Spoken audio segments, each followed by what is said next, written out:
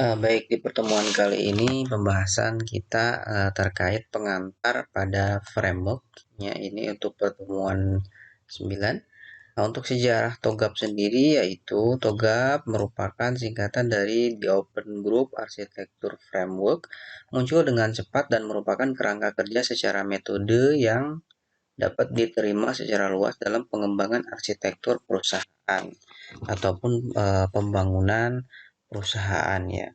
Nah, TOGAF di sini dimulai awal tahun 1990-an sebagai metodologi atau suatu metode ya ilmu yang pelajari tentang sebuah cara untuk membangun, untuk mengerjakan, untuk melakukan sesuatu, untuk mengembangkan arsitektur teknis, fokusnya di arsitektur, dan telah dikembangkan oleh di Open Group ke dalam kerangka arsitektur enterprise yang luas.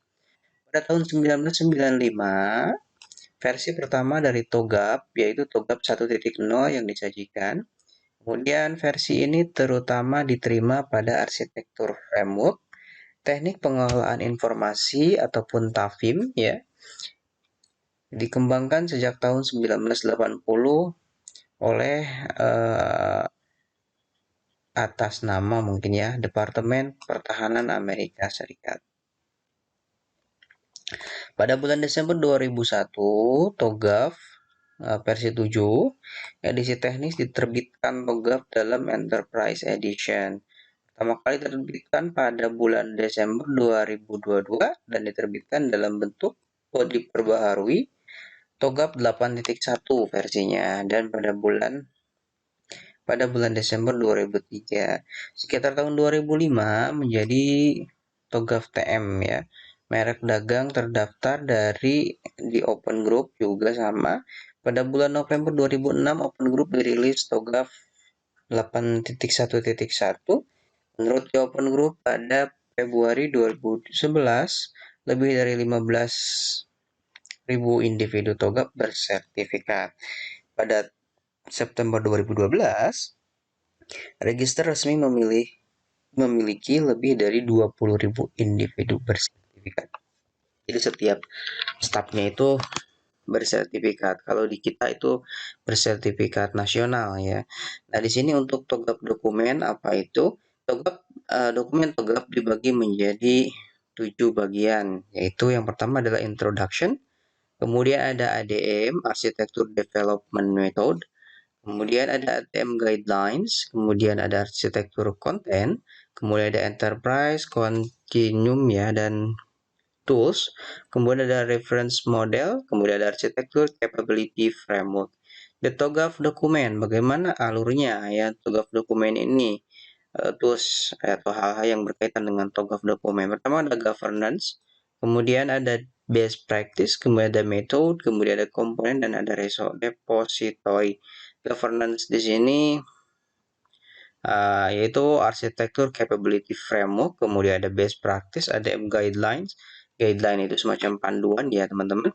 Kemudian ada metode di situ adalah cara yang digunakan, tekniknya seperti apa, lebih ke teknisnya. Kemudian untuk repository itu lebih kepada penyimpanan data-data file ataupun berkas dari TOGAF itu sendiri. Kemudian komponen yang diperlukan adalah di sini berkaitan dengan arsitektur konten atau isi utamanya seperti apa. Gambar di atas menyajikan pengelompokan berbagai macam bagian pada dokumen TOGAF. Itu metode, best practice, kemudian juga komponen, repository, dan governance.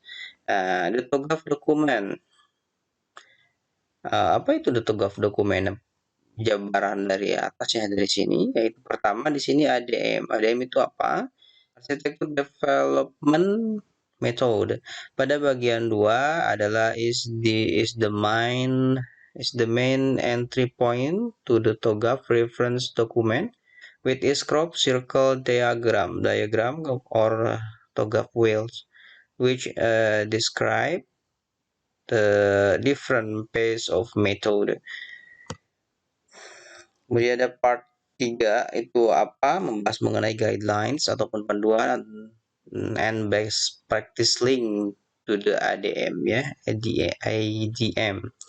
From security ataupun keamanan data, and gap analysis to stakeholder management, berkaitan dengan stakeholder atau pemimpin tertinggi dalam sebuah organisasi untuk melakukan proses manajemen ataupun pengelolaan.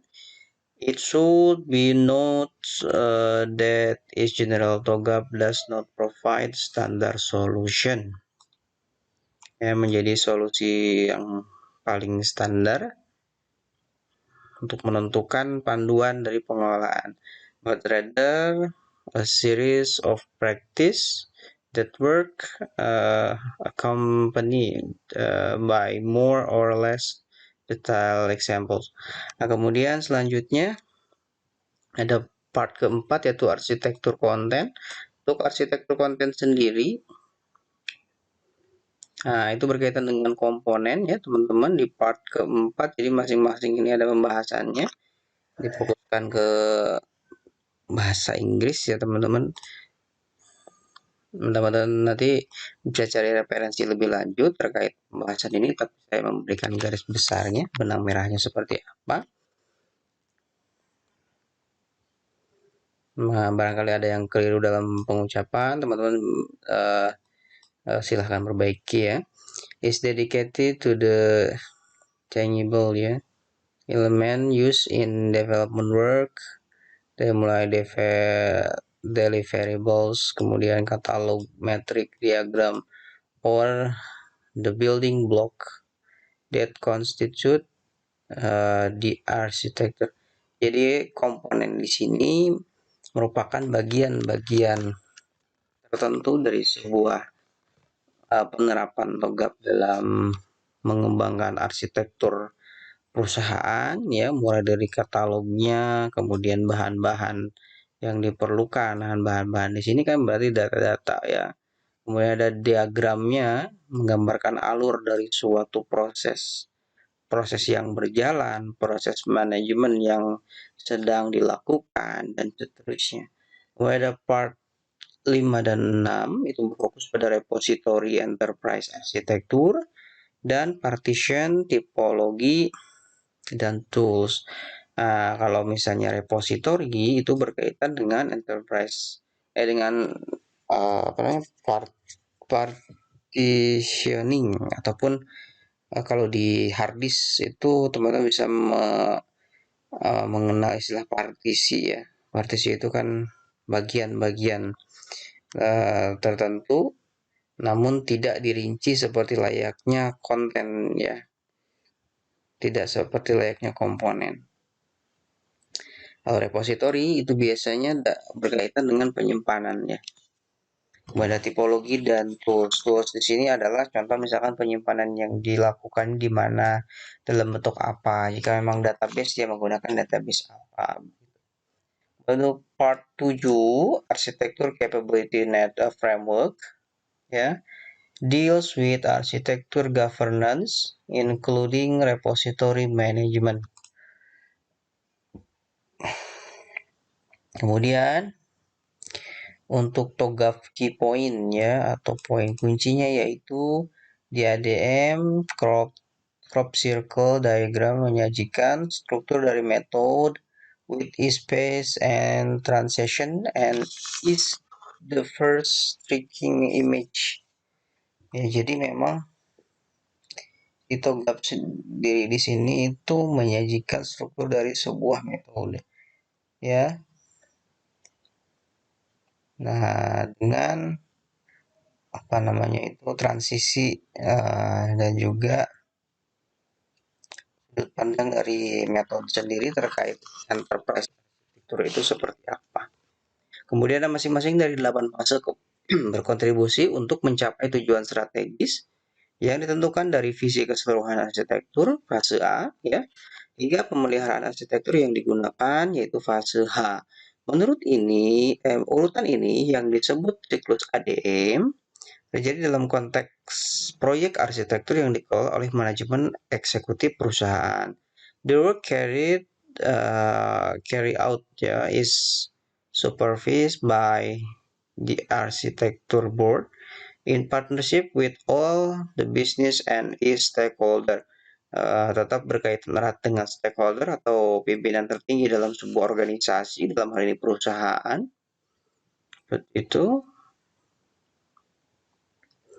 Dan begitupun untuk hal-hal yang berkaitan dengan TOGAP di sini yang erat kaitannya dengan arsitektur enterprise, utamanya dengan stakeholder itu sendiri. Nah, ini contohnya ya, penjelasan terkait TOGAP-nya. Untuk TOGAP sendiri, key point dalam bentuk diagram ataupun dalam bentuk image gitu ya. Poin kuncinya apa? Pertama ada preliminary, kemudian ada A, B, C sampai ke H tadi ya, ada 8 poin, 1, 2, 3, 4, 5, 6, 7, 8. Ketika dirinci lagi poin dari TOGAP ini sendiri, yaitu pertama arsitektur vision, tujuan dari arsitektur perusahaan itu, bisnis arsitektur, kemudian implementation system, teknologi, si arsitektur, opportunities, peluang dan solusi, migration planning, ya mohon maaf, migration planning, rencana perpindahan. Maksud perpindahan di situ berarti perkembangan perusahaannya bagaimana, atau perubahan apa namanya itu, siklus yang ada dalam sebuah perusahaan terkait karyawan, sumber daya manusia, sumber daya bahan baku segala macam, itu dibahas di salah satunya migration planning. Kemudian implementation governance, dan yang terakhir ada arsitektur change management ya, untuk poin H. Nah, barangkali itu untuk penjelasan dari TOGAP itu sendiri.